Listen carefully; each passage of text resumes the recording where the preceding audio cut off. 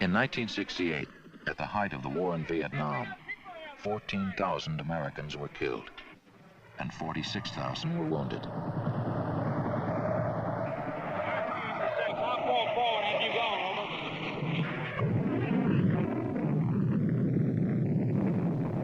That same year, another 14,000 Americans were killed. But those lives were lost right here in the United States because those American men and women were killed at work, on the job. Another 2.5 million American workers suffered disabling injuries. That's 54 times the number of people we had wounded in Vietnam that year. The subcommittee will be in order. This morning we're continuing with our oversight hearings to the occupational safety and health. In an effort to stem this tide of injury, disease, and death, Congress created the Occupational Safety and Health Administration in 1970. In creating OSHA, Congress affirmed the right of every working man and woman to safe and healthful working conditions. They have not only the right to expect, it's the law that they should be able to go to their work in the morning, give the employer so many hours for so much money, and be able to go home to their family that night the same way they walked in the door that morning. As an employee, you have a responsibility to your employer to give him an honest day's work and to make money for that employer. That's what you're paid for. By the same token, that employer has a responsibility to you. Not only to give you a salary, but to ensure that you don't get killed on the job. It's his premises, it's his responsibility, nobody else's. If I feel the job's unsafe, I won't do it. Would you sell me your legs for $10,000? You know, it comes down to that. Which is more important, money or your health?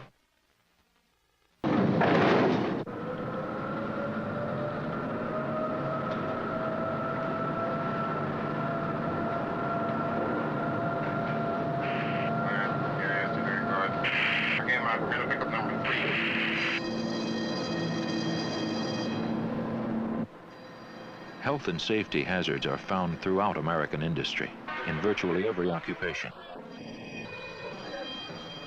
1 of every 4 American workers is exposed to known health hazards, and it's been estimated that 1/3 of all cancers are work-related. Dust, gases, and fumes found in the workplace cause skin and lung diseases, heart problems, nervous disorders, and can even cause workers to become sterile or to have children with birth defects. 1 out of 6 Americans is exposed to hazardous noise levels on the job, noise which can cause permanent hearing loss. You know, it'll happen and you never realize it's happening to you. You start losing your hearing and never realize it. When you go home, I know myself now, I turn my television set up louder than what I did when I wasn't working in the mill, when I was just going to college. I turned it up a lot louder now than what I did then. When you come out of the mill, you go in the work in there, and when you get on the outside, you can't hear for 2 hours. At night, you can lay down and hear them looms are running at home. You know, when you lay there by yourself, everything gets quiet. You can actually hear the looms running, and you're 10 miles away from them. Once OSHA has learned of a workplace health or safety problem, it often turns to NIOSH, the National Institute for Occupational Safety and Health, to do the scientific research necessary to control the hazard. This research provides the groundwork for OSHA's standards, which are formal regulations that specify safe working procedures or limit the amounts of dangerous chemicals to which workers can be exposed. Enter, in, out, up, and equilibrate. After NIOSH has completed its work, OSHA makes its proposed standard available to the public for comment and revision.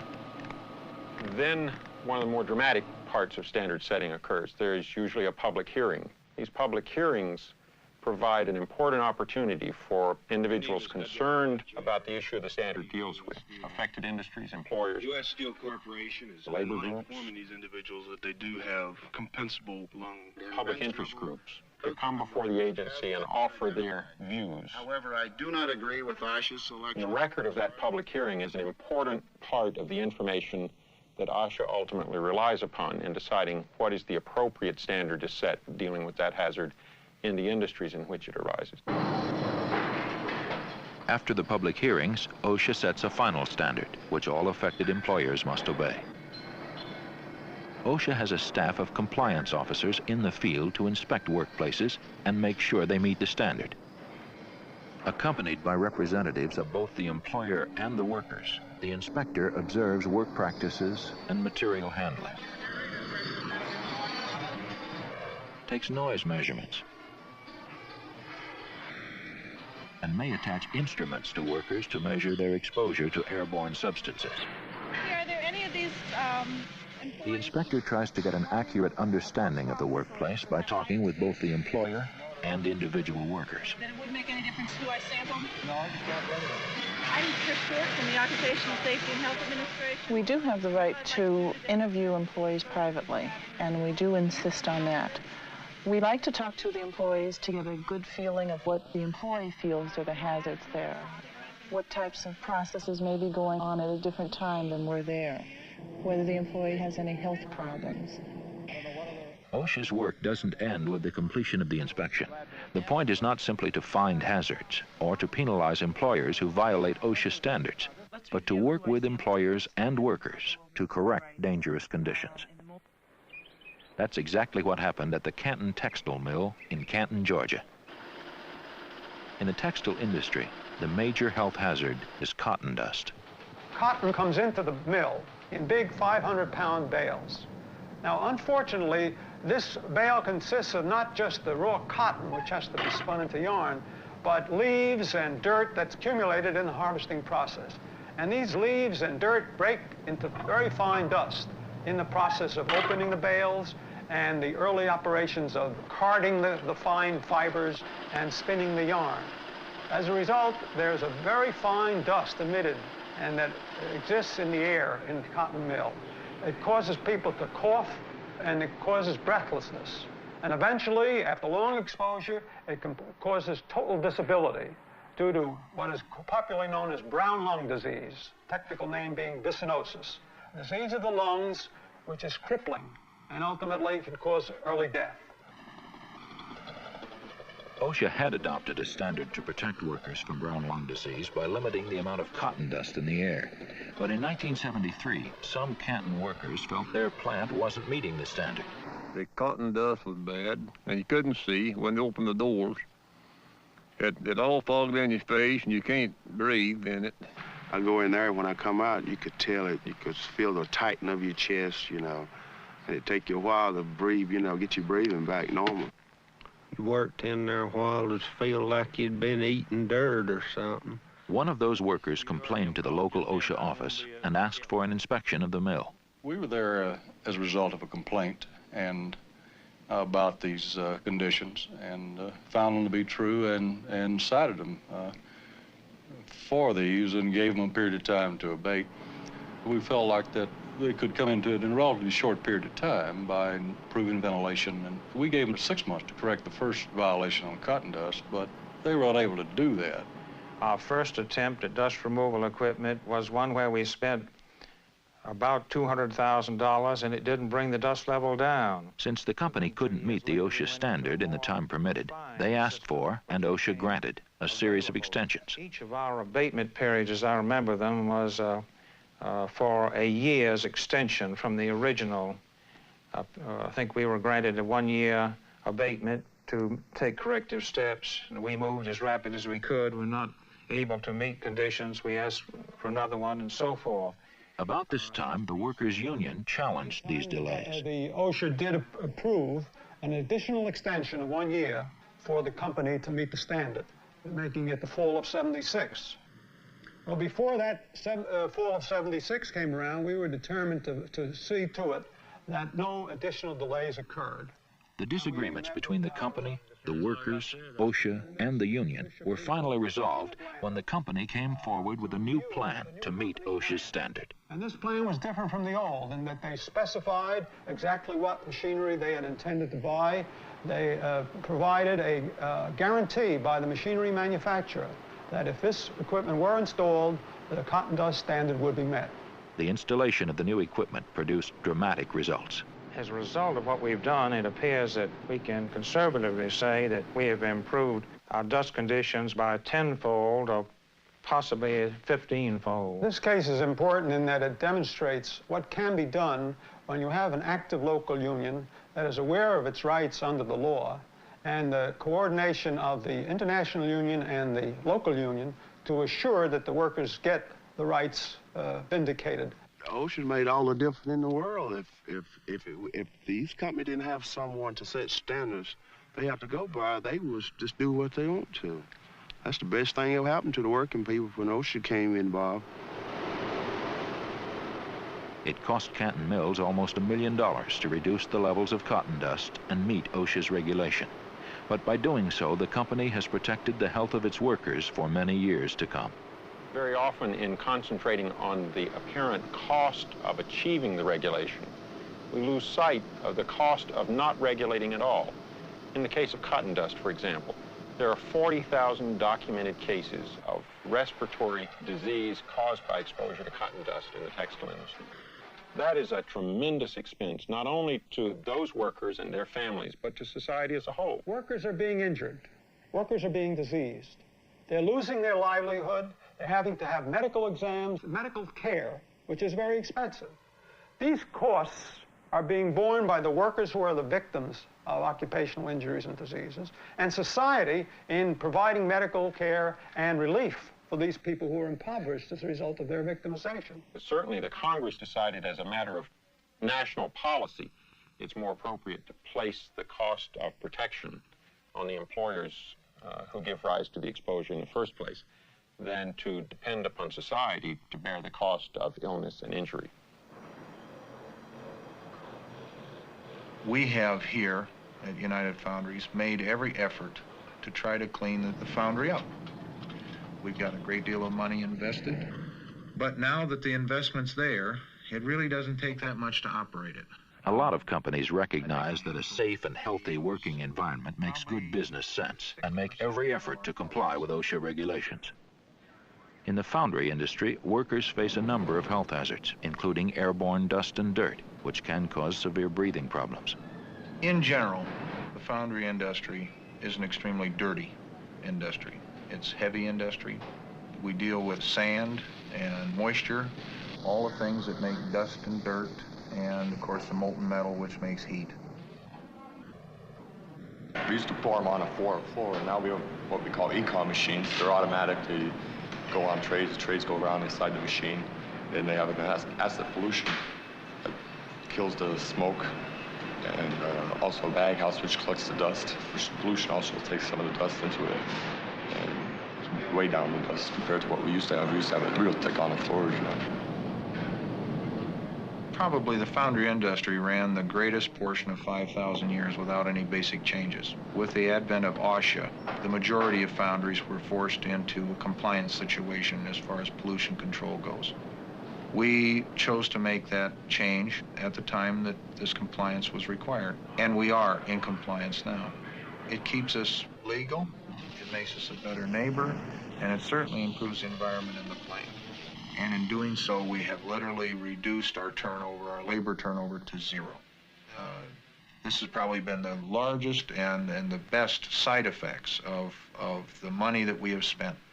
And our absenteeism is virtually nothing. And as such, we are not constantly retraining people, and we don't have to carry a much larger staff to substitute for the absenteeism.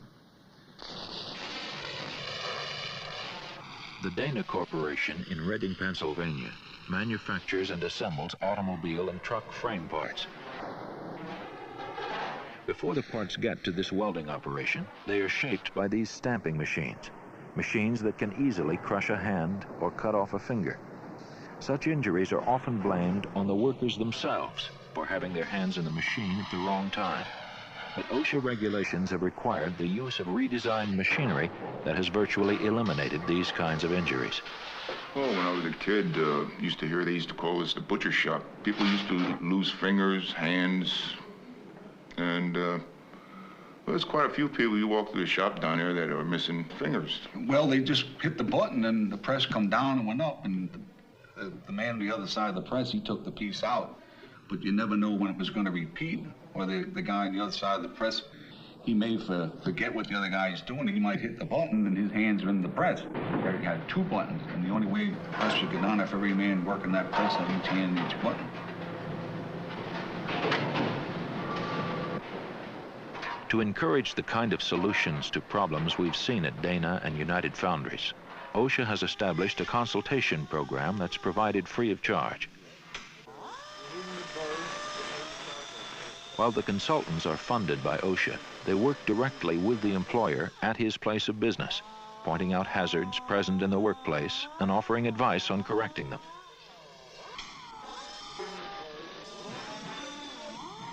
The consultant's files and report to the employer are kept confidential. This information is never disclosed to OSHA enforcement personnel unless the employer refuses to correct a serious hazard. I've used them many times for consulting purposes, and it's a way of getting an answer. Why wait? If you have a problem now, you want to get it solved now. You don't want to wait until somebody gets hurt or you get cited for it.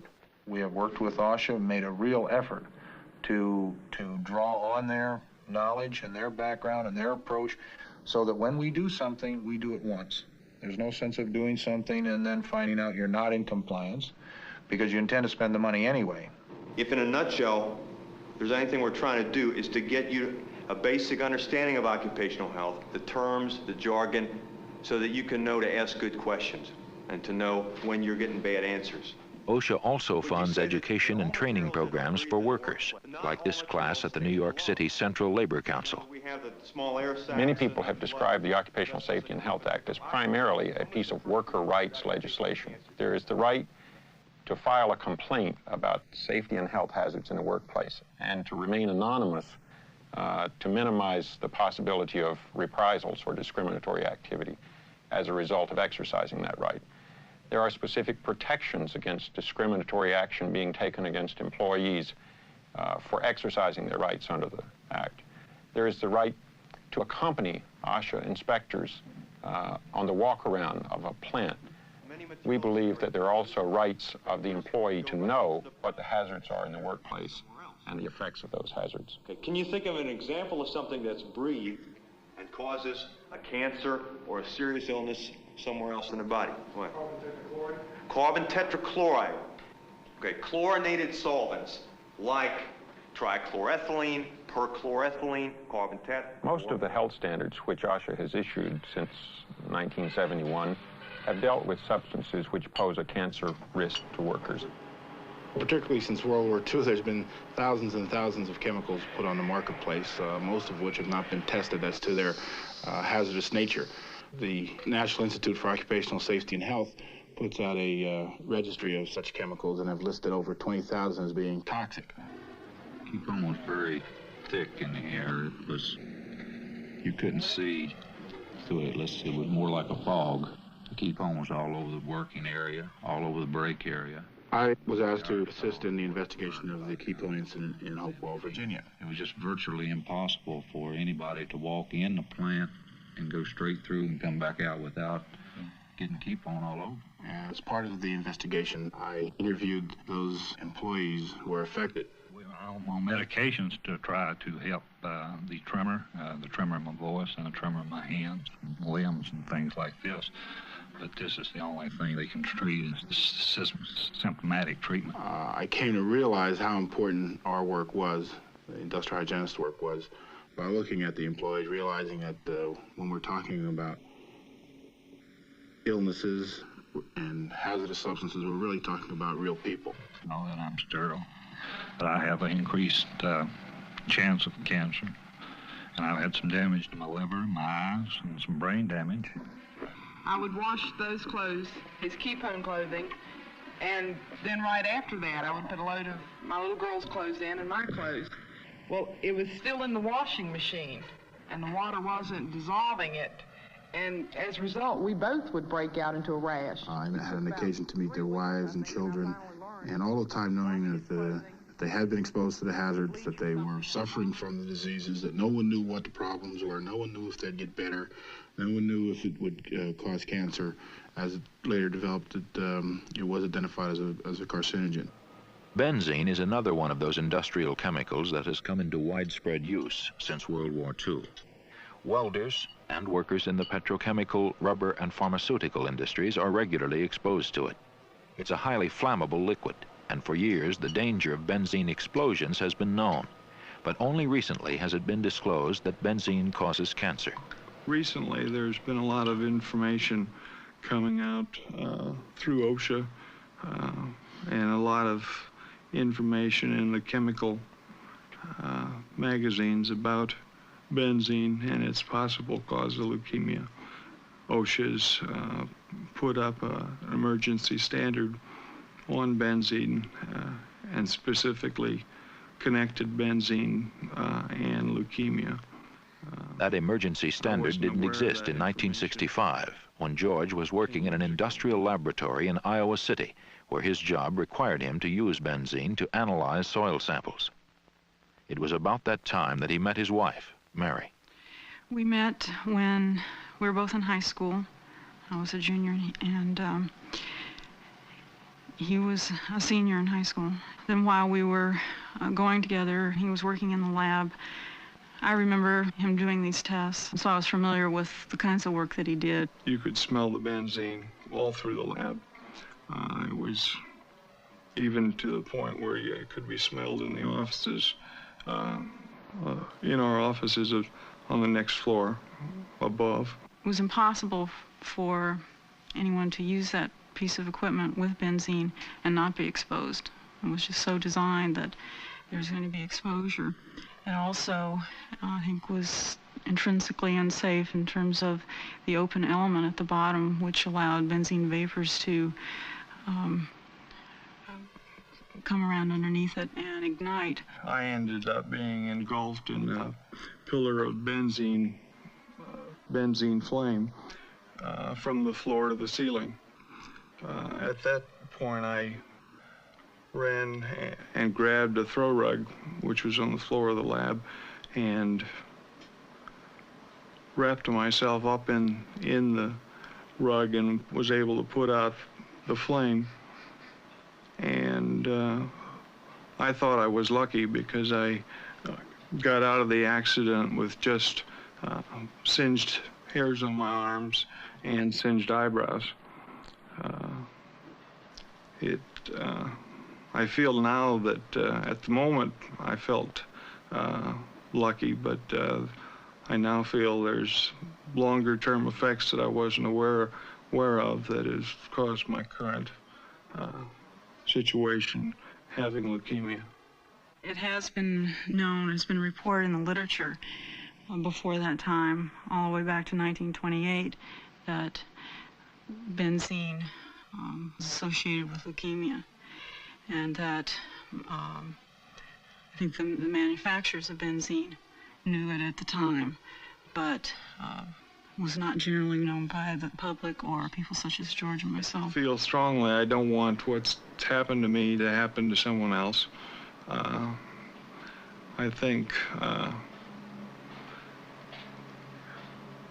being aware of the hazards and being protected from them as best possible is something that should be taken care of so that you don't cut off a man's life at 33.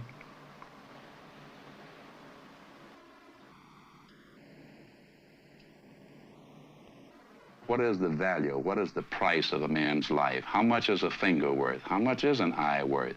How much is not being able to hear someone call your name or listen to music? How much is that worth? I think we owe it to the next generation to make it better for them than what we have to go through here. It's not 100% now, but work has been done, and I think if we keep this attitude and fight and make it better for these other generations, they're going to appreciate it.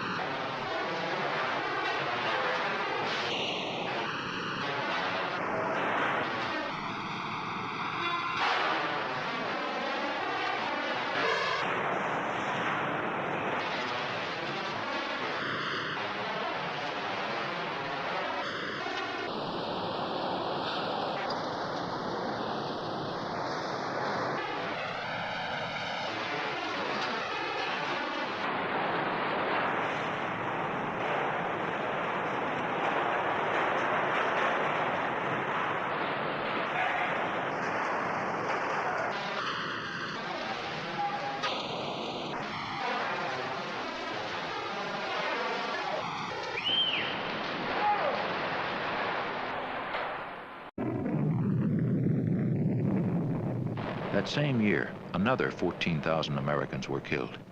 But those lives were lost right here in the United States because those American men and women were killed at work, on the job. Another 2.5 million American workers suffered disabling injuries.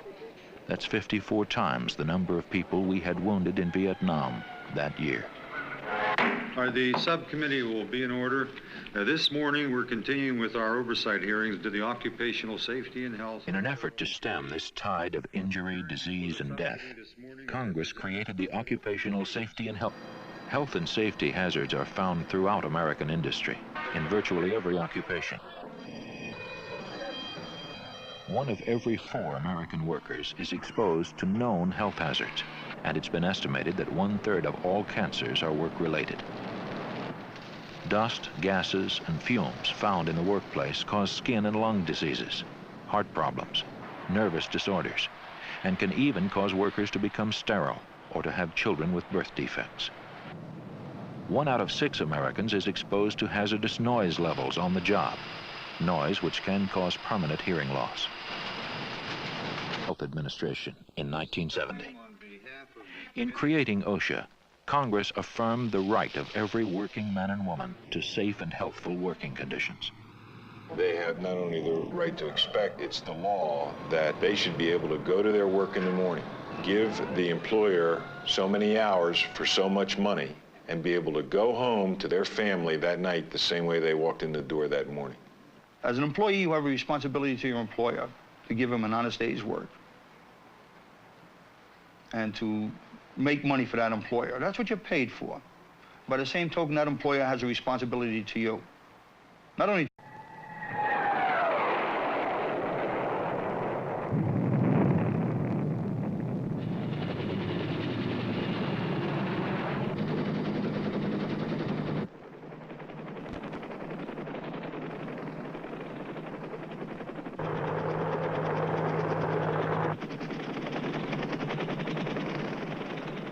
In 1968, at the height of the war in Vietnam, 14,000 Americans were killed and 46,000 were wounded.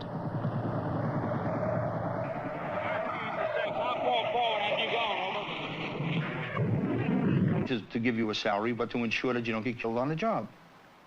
It's his premises. It's his responsibility, nobody else's. If I feel the job's unsafe, I won't do it. Would you sell me your legs for $10,000? You know, it comes down to that. Which is more important, money or your health?